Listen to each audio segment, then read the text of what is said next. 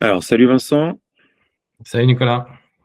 Donc, je t'invite là, Vincent, à faire une petite vidéo avec moi aujourd'hui parce que j'avais dit que j'allais documenter un peu l'aventure Ping Booster et pour l'instant, c'est beaucoup moi qui ai parlé.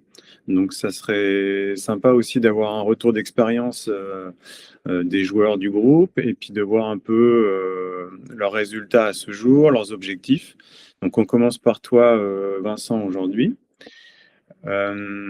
Pour commencer, tu le prends pas mal, mais je trouve ça formidable parce qu'en fait, à mon avis, tu es le joueur moyen de la Fédération française de tennis de table. Je sais pas Je vais pas, je vais essayer de pas le prendre mal. Non, non, mais je suis d'accord avec toi. Je suis peut-être le nouveau joueur moyen de la Fédération française de tennis de table. Et j'ai une grosse particularité, c'est que j'ai pas moins de 15 ans, comme 80% des joueurs de la FFTT, ou plus de 30 ans de ping, comme les autres que je rencontre. Et donc, je suis dans cette catégorie d'OVNI qui a commencé le tennis de table il y a 4 ans. Bah, tu vois, là, tu dis ovni parce que c'est pas un peu dans nos mœurs de s'entraîner sérieux en adulte. C'est un peu d'ailleurs l'enjeu de cette chaîne YouTube. Mais si tu enlèves toutes les licences promotionnelles et les licences scolaires, c'est-à-dire si on regarde les compétiteurs, hein, et je pense qu'il y a 90 000 joueurs à peu près licenciés compètent en France, et ben, à mon avis, tu es à la fois le joueur médian et à la fois le joueur moyen, c'est-à-dire en âge et en niveau tu vas parler à une grande majorité de joueurs. Donc, ton témoignage va être intéressant pour ça.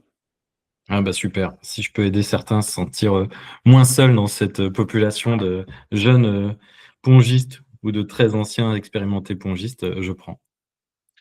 Du coup, est-ce que tu peux, peut-être avant de parler de Ping, te présenter, voilà, sans entrer dans les Allez, détails, mais me dire un peu d'où tu viens Donc, je suis Vincent, j'ai 42 ans, je suis marié, j'ai 2 enfants, j'ai 30 ans de foot derrière moi. Et le football a usé mon corps. Et donc, en 2021-22, il a fallu que je trouve un autre sport. J'ai essayé la course à pied comme beaucoup, c'était la mode, mais c'était pas fait pour moi. Et j'ai franchi les portes d'une salle de tennis de table parce que j'en avais fait étant jeune, en me disant que j'étais bon au tennis de table. Et c'est là que j'ai découvert que j'avais joué au ping-pong étant jeune, mais pas du tout au tennis de table. Je me suis pris goût à ce sport-là et j'ai découvert tout un monde que je ne connaissais pas et que j'ai appris à aimer et qui m'a fait adopter une nouvelle passion. Je ne pensais pas rencontrer ça après 30 ans de foot, mais j'ai retrouvé un autre sport qui me fait vibrer. et alors, justement, là, tu es venu au Ping parce qu'en fait, tu avais pratiqué plus jeune et tu t'es dit, bah, quitte à commencer un sport, autant aller là où il y avait des bases. Et est-ce que tu peux nous raconter les premiers pas au club de Fleury, là où tu t'es licencié en adulte? Ouais, exactement. Donc, tennis de table parce que j'en avais déjà fait. Donc, je pensais avoir une base. J'ai toujours bien aimé le sport de raquette. J'avais fait un peu de tennis et tout simplement, j'avais un club de tennis de table près de chez moi qui faisait un truc génial, qui faisait des portes ouvertes en septembre. Donc, toute personne qui voulait venir essayer le tennis de table pouvait le faire gratuitement et surtout avec des joueurs qui consacraient un peu de temps à ces nouveaux. Donc, j'ai fait ça. J'ai fait ça pendant 1 an et demi, 2 ans, je pense, à faire du loisir au club de Fleury-les-Aubrais. Club qui, je pense, est assez typique, c'est-à-dire qu'il se bat pour avoir des créneaux dans des gymnases de la municipalité, faire rentrer à la fois des jeunes, des loisirs et puis des joueurs de compétition à un niveau intéressant régional. Donc, il y a une espèce de melting pot. Et puis, pendant 2 ans, j'ai tapé la balle avec des gens qui, comme moi, soit démarraient le ping, soit jouaient au ping depuis longtemps, mais sans aucune velléité de faire de la compétition. Et très rapidement, ce qui m'a démangé, c'est de faire de la compétition et de voir que on fonctionnait par travers. Il y avait à travers des jeunes, à travers des loisirs, à travers des licenciés, que de l'autre côté, ça m'intéressait plus que là où j'étais. Et qu'on a décidé avec une poignée de copains de se monter une première équipe licenciée. Et notre aventure a démarré là, au niveau du tennis de table, sous licence. Ouais, donc c'est vous qui avez fait le pas vers la compétition. Est-ce que tu penses que, je sais pas, si vous n'aviez pas été trois ou quatre ensemble, si vous aviez été un peu plus timide, vous auriez eu le bénévole qui s'occupait de vous, ou est-ce que le club vous aurait appelé pour faire les compètes ou... Pas sûr parce que c'est effectivement assez compliqué, peu de bénévoles, c'est toujours la même chose. Un coach pour les jeunes, et ça c'est bien parce que c'est là qu'il faut essayer de les garder. Mais nous, je pense que c'est vraiment parti du fait qu'on était 4-5 à super bien s'entendre et à se dire, OK, on veut. Alors, c'était pas on veut progresser, on veut jouer en compétition. Et donc là, on a été voir nos collègues et on leur a dit, OK, on va monter une équipe. Et par contre, là, tout de suite, on nous a dit, OK, il n'y a pas de souci, on vous aide, on vous explique comment ça fonctionne. on pouvait filer un ou deux remplaçants. Donc là, on a été plutôt aidés. Mais ce qui était drôle et à la fois surprenant, c'est qu'à aucun moment, on nous a dit les gars, vous n'êtes pas très bons, on va vous apprendre à jouer. C'était OK, on va vous donner les moyens techniques, administratifs de jouer. Donc à un moment, on va vous préparer ce qui va vous arriver aux joueurs que vous allez affronter. Donc la première année était assez compliquée d'un point de vue résultat. Ouais, vous l'avez vécu comment, ou toi tu l'as vécu comment? En gros, c'est quoi les premiers problèmes qu'on rencontre quand on est adulte et qu'on se frotte aux premières compètes? Problèmes techniques, on comprend pas bien le Oui, fonctionnement des compètes. fonctionnement de la compète, compter les points en 11, tout ça, il n'y a pas de sujet. Physiquement, on n'a pas pris de la dimension du fait que le tennis de table, c'est un sport hyper intense. On est encore en mode loisir, en mode camping, où on bouge pas sur les pieds. Mais le plus dur, c'est tout l'aspect technique et fait. Et on se retrouve face à des services, avec 3 fois sur 4, la balle sort de la table. Ou nous, quand on va faire un service, on nous explique qu'il n'est pas bon parce qu'on ne jette pas la balle suffisamment haut, suffisamment droit. Donc, il y a vraiment tout cet aspect entre le ping-pong camping et le tennis de table, cette marche qu'il faut franchir et qu'on ne peut pas franchir tout seul sans être aidé par quelqu'un qui sait apprendre aux gens à franchir ce cap. Donc vraiment, c'était une première année où on n'a pas dû gagner beaucoup de matchs. Un peu de plaisir parce que collectivement, ça nous a fait rire d'être les nouveaux qui arrivent. Et puis, ce qui était très drôle pour nous, c'est qu'on cassait un peu les codes parce que tu disais, hein, des équipes types du tennis de table. Les gens faisaient depuis toujours. Nous, il y en a un qui venait du foot, l'autre du rugby, l'autre du hand, l'autre du crossfit. Et c'était un peu hétéroclite avec une grosse bonne humeur, quoi. Mais une volonté aussi de ne pas être ridicule trop longtemps. Ouais. Fait qu'assez rapidement, on est venu te solliciter pour savoir comment on joue au ping. Et tu sais, tu parlais du coup, alors oui, effectivement, la salle, là, c'était trop à travers. Et Ouais. le fait, donc moi à l'époque, j'étais payé par le club pour entraîner la séance des jeunes. Et donc toi, de loin, tu te disais, bah attends, c'est étonnant, le club a fait un choix uniquement sur un groupe. Ou tu te dis, bah voilà, c'est comme ça, de toute façon, dans tous les sports, l'entraîneur, il entraîne les jeunes. Je sais pas comment vous voyez ça dans le groupe. C'était pas, on s'est pas dit, il a fait un choix, c'est que on se doutait que c'était pas facile de gérer en une séance un lundi de 1 heure et demie et pour entraîner des jeunes et des adultes. Mais effectivement, après, on a des potes qui ont commencé à regarder ce qui se faisait dans les autres clubs. Il y a des séances plus tard le soir. Et donc, on s'est plutôt dit, c'est compliqué pour un club comme le nôtre d'aller récupérer 2 à 3 séances de tennis de table, d'aller financer un coach. Donc, on s'est dit, bah, nous, il va falloir qu'on trouve les moyens, soit de jouer entre nous, soit d'acheter un robot. C'est les premières choses qu'on a fait, mais ça fait pas tout. Soit d'aller trouver une solution. Mais ce qui était drôle, c'est qu'à aucun moment, on s'est dit, on va quitter notre club de Fleury.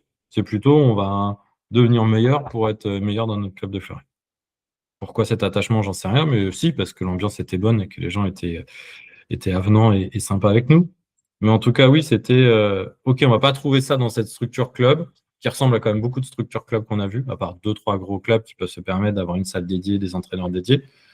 Mais comment on peut, restant fidèle au club, rattraper, pour moi, c'était vraiment rattraper le temps perdu, rattraper les 15-20 ans de ping que j'avais pas derrière moi. Je les rattraperai jamais, mais essayer de faire un gros coup de booster, d'accélérateur pour acquérir un niveau qui permet de prendre du plaisir en jouant.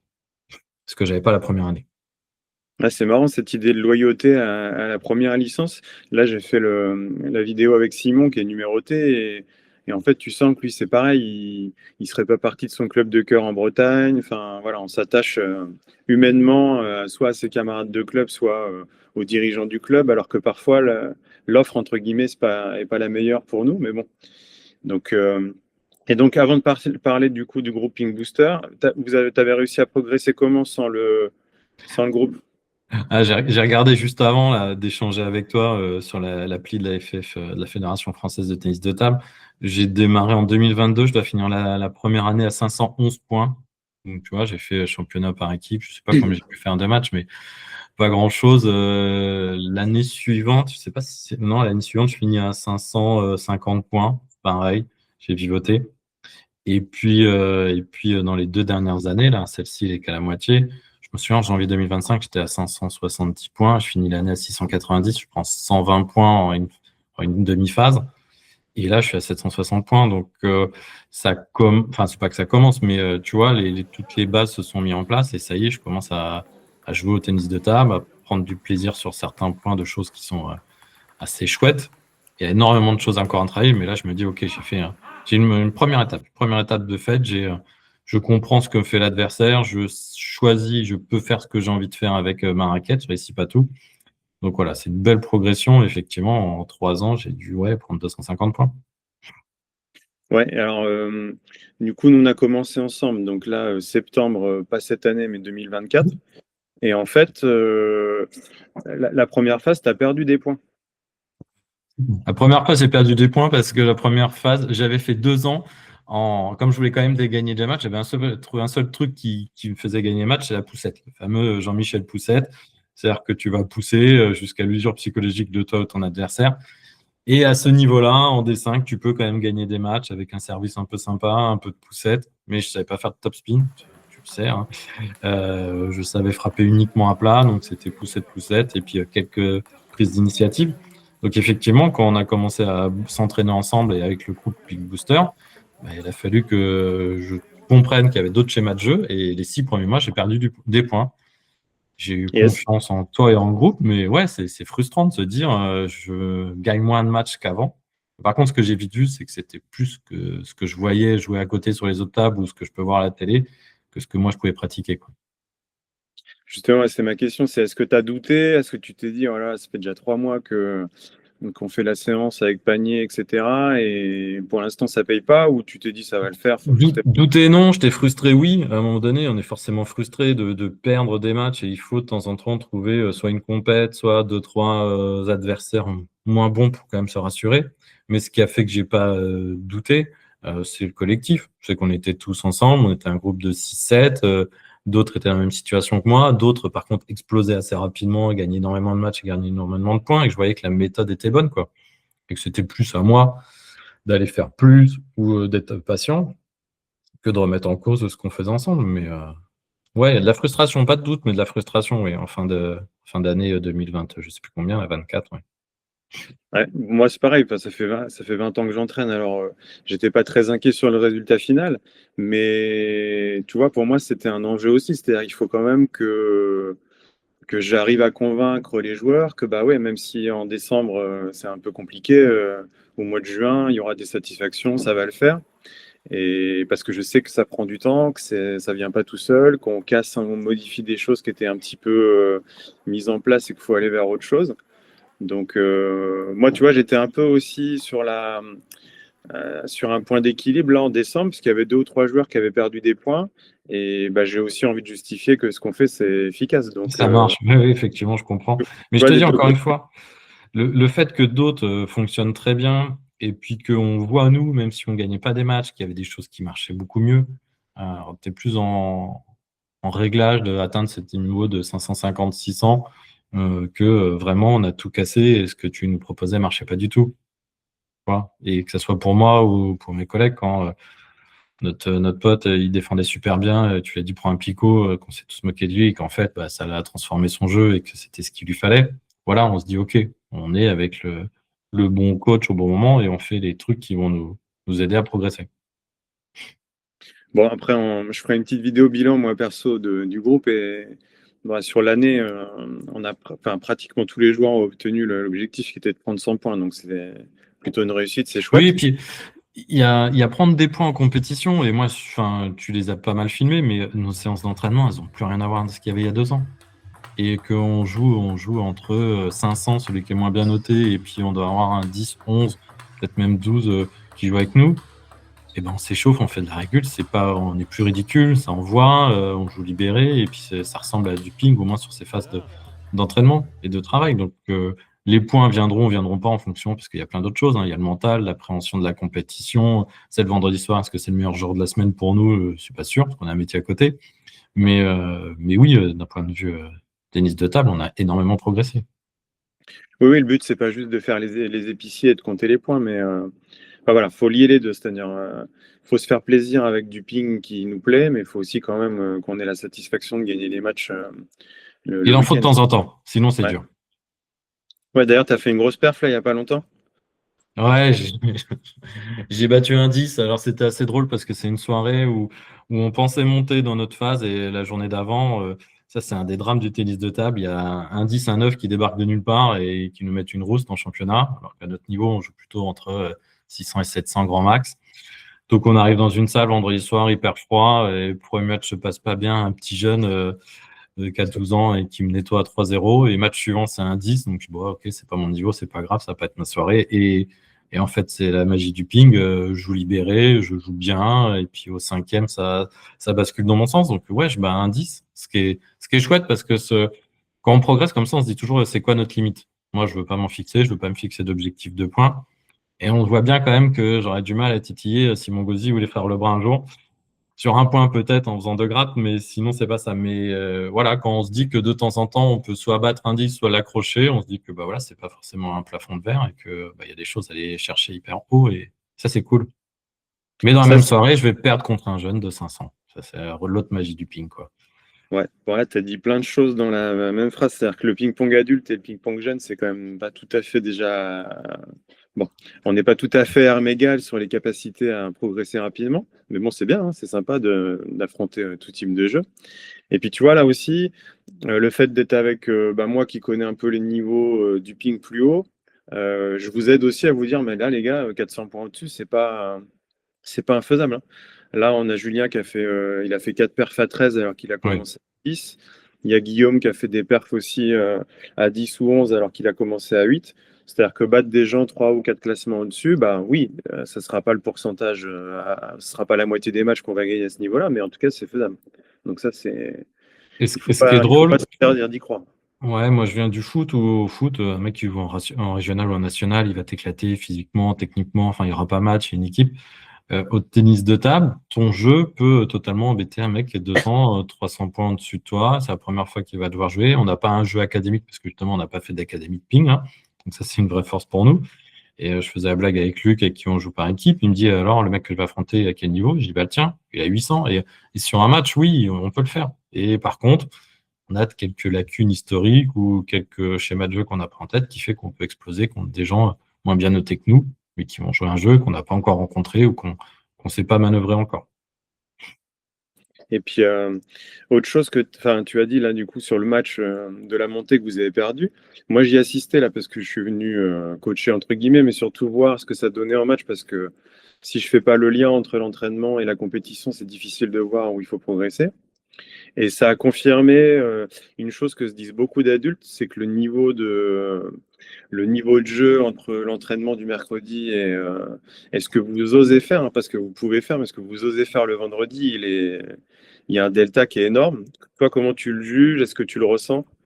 Alors, je le ressens, je le juge, c'est notre blague, hein. On est très fort le mercredi et arrivé le vendredi, bah, on n'est plus le mercredi. Il y a un vrai travail psychologique et qu'on parlait de différence d'âge. Les jeunes que je rencontre l'ont moins.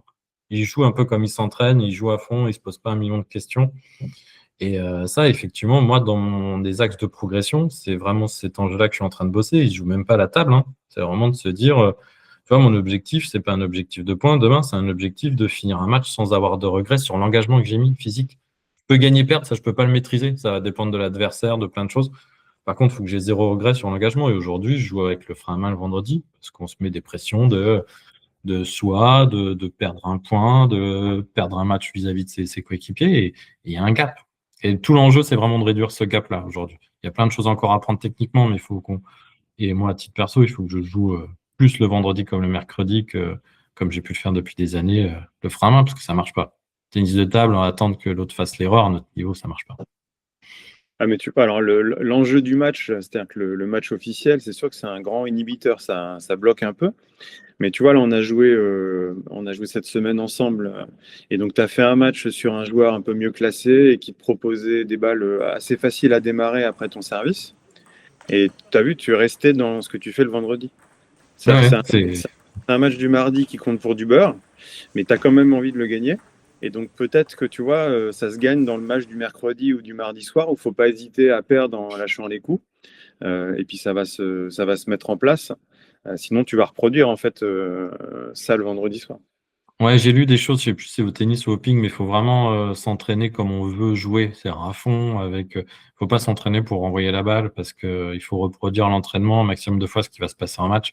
Et c'est peut-être ça que j'avais pas compris jusque-là, c'est que je m'entraînais pour avoir le bon geste techniquement, pour être propre, mais après en match, je faisais trop sécure, alors qu'il faut que je prenne des risques à l'entraînement pour que quand je prenne des risques en match, ça passe.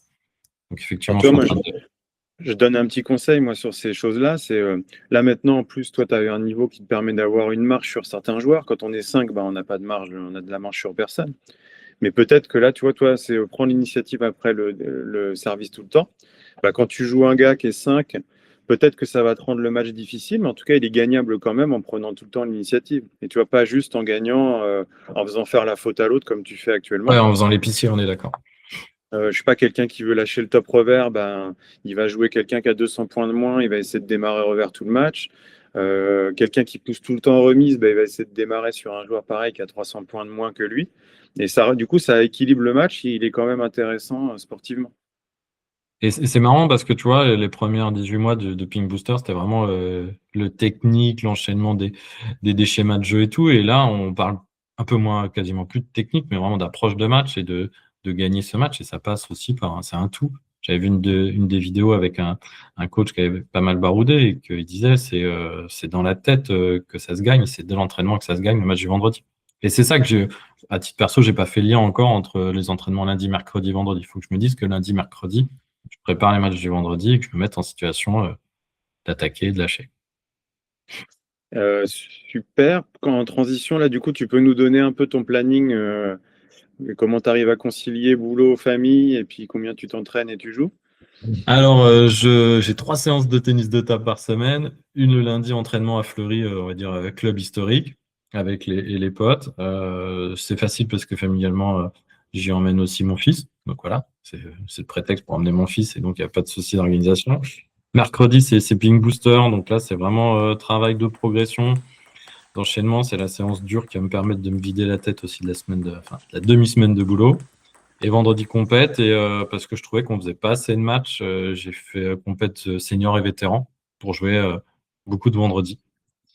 Parce que c'est aussi ça la découverte du tennis de table et son organisation. Il y a peu de compétitions individuelles, c'est que des tournois en fin d'année, c'est pas forcément le format que je préfère. Et si j'avais pas rajouté vétéran, effectivement, il y a pas mal de semaines où il y a des trous de compète, et pour des gens qui veulent progresser et aller vite, c'est pas top. Donc voilà, lundi, mercredi, vendredi, 3 fois par semaine. Et, euh, Et ouais, ça commence à être sérieux dans mon agenda. Et ça pose pas de soucis à l'organisation familiale, c'est calé. Les autres jours de la semaine, il y a d'autres activités, mais ça fait partie de mon équilibre vie pro, vie perso, vie sportive.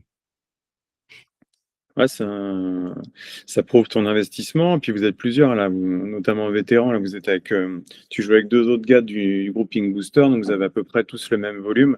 2 fois de l'entraînement et puis une fois la compétition le vendredi, donc c'est bien calé. Et on s'était dit aussi, bah, prendre 100 points, c'était un peu l'objectif parce qu'il faut se fixer quelque chose. Et puis moi, j'avais rajouté en jouant 100 matchs parce que il y a quand même rien qui remplace la compétition.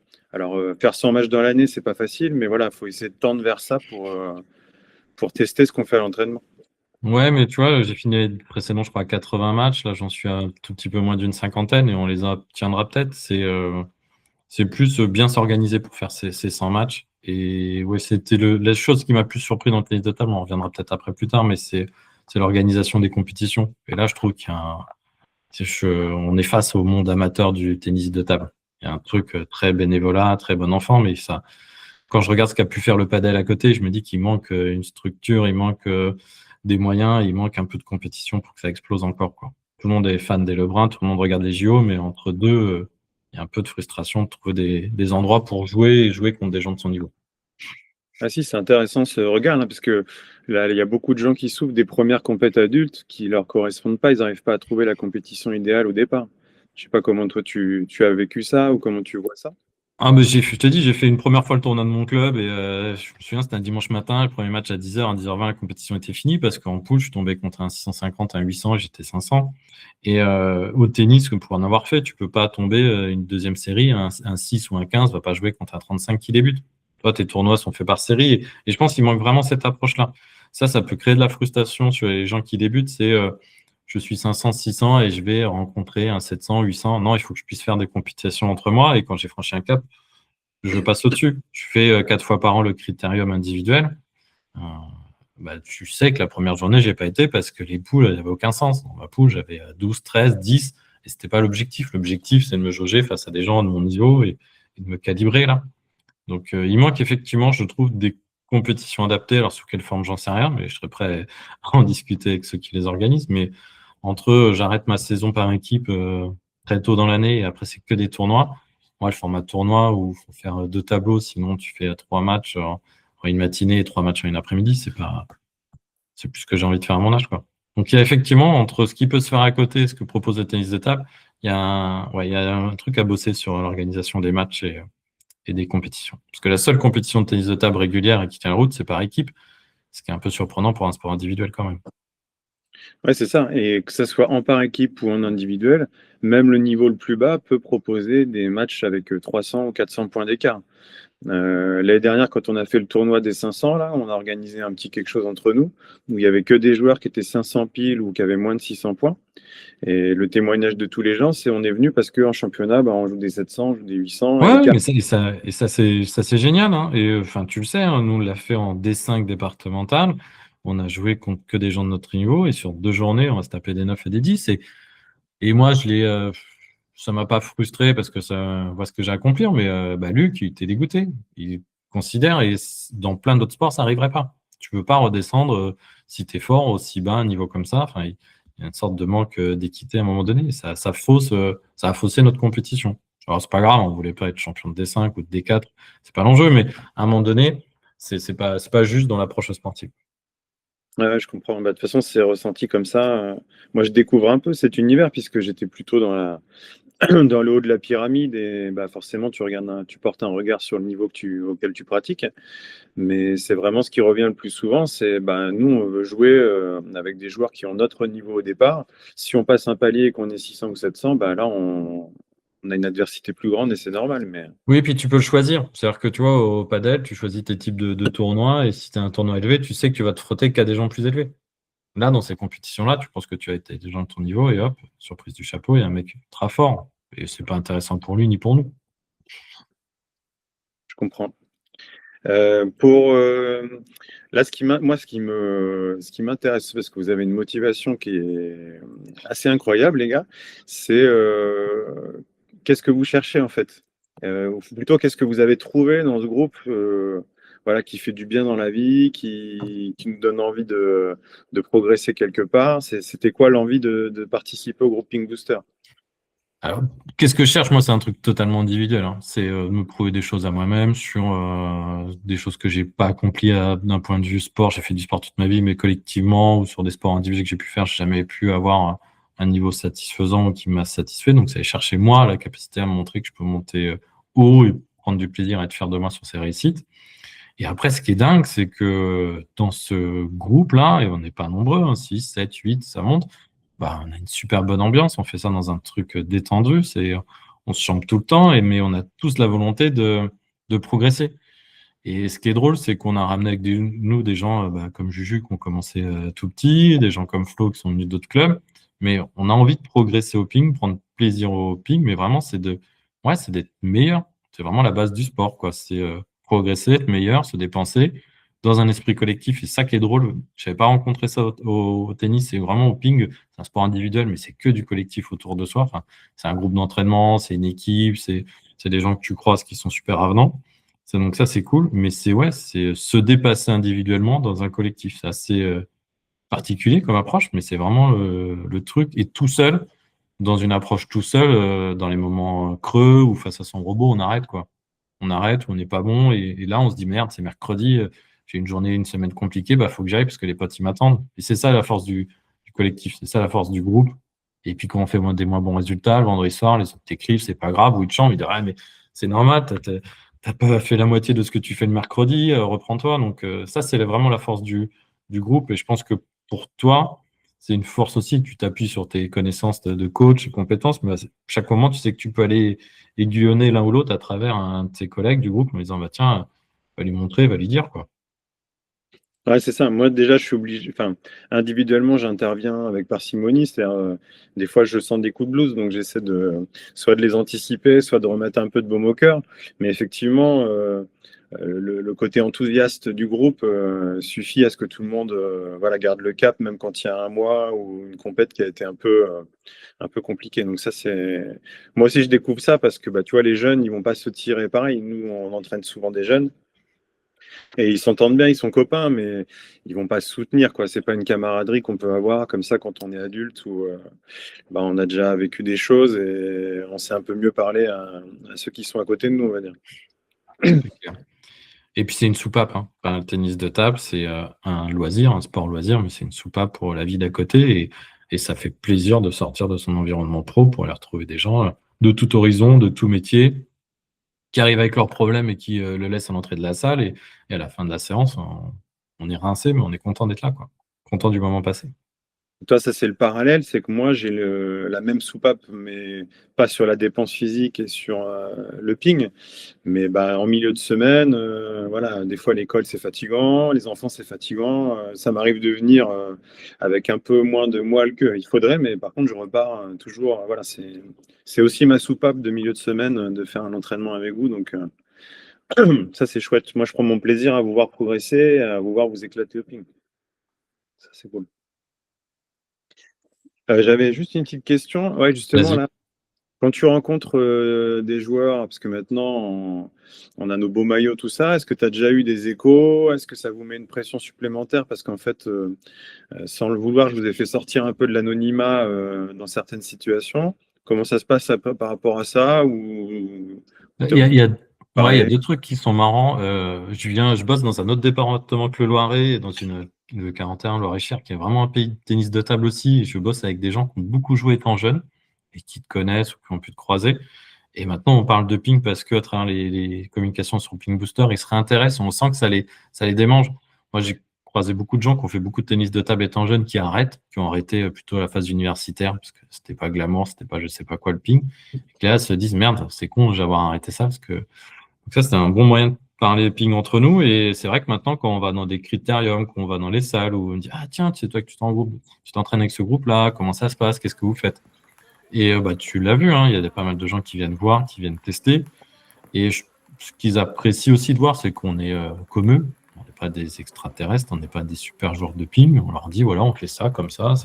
Et je pense que ça va intéresser beaucoup de monde parce que, quels que soient les entraînements proposés par les clubs, à un moment donné, tu es souvent victime de ton succès, donc tu es beaucoup dans un groupe. Et là, la force de Ping Booster, c'est que c'est une petite communauté, un petit groupe. Et moi, ce que j'ai aimé, c'est qu'on ne fait pas tous le même exo. On n'a pas tous les mêmes capacités, on n'a pas tous les mêmes façons de jouer intrinsèquement. Il y en a qui défendent plutôt, il y en a qui attaquent, il y en a qui sont plus offensifs, du coup, du revers. Bah, dans ton approche et dans l'approche de Ping Booster, c'est plutôt bon, on va bosser sur vos points forts, ce qui vous fait vibrer. Et puis après, on retravaillera 2-3 bases que vous n'avez pas, mais vous ne serez jamais des super joueurs de ping. C'est comme si vous avez commencé à 5-6 ans, quoi. Ouais, ben, c'est le retard pris parce que tu sais, des progressions à 300 points ou 400 points en 2 saisons, là, comme on a pour certains joueurs du groupe, c'est pas le commun des mortels, même chez les jeunes, hein, donc c'est intéressant. Et là, on a encore augmenté un peu la qualité de l'entraînement cette année, puisque on a, on a Noah qui est 17 et qui relance avec nous. Donc en fait, on est deux sur un groupe maximum de 10 joueurs. Et là, tu sais, c'est pareil, on dépasse la qualité de ce qu'on peut avoir sur des groupes de jeunes dans la plupart des clubs. Moi, c'était mon métier d'avant. Le mercredi, j'avais 24 jeunes dans une travée. Donc non, on fait ça bien. Et, Et et puis, on... comme c'est un petit groupe, on ne peut pas se cacher. Toi, 24 jeunes dans une travée, ou je sais ce que c'est, tu fais l'exo à moitié, tu déconnes. Voilà, tu es toujours sous pression et puis tu n'as pas envie d'être ridicule.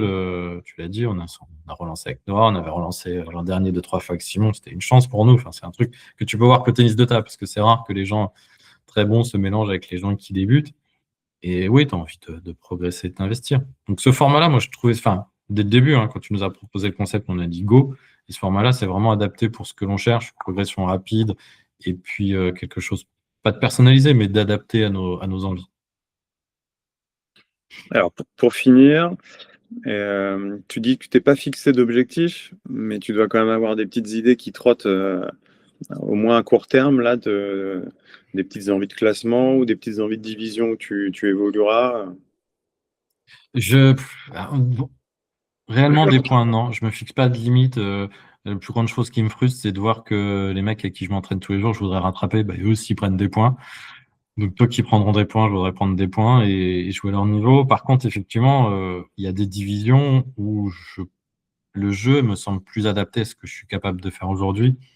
j'aime bien contrer, j'aime bien m'appuyer sur la vitesse de la balle de l'adversaire. Donc, la D5, c'était bien pour emmagasiner de la confiance. Ça aurait été cool de monter en D4 pour jouer contre d'autres niveaux de jeu.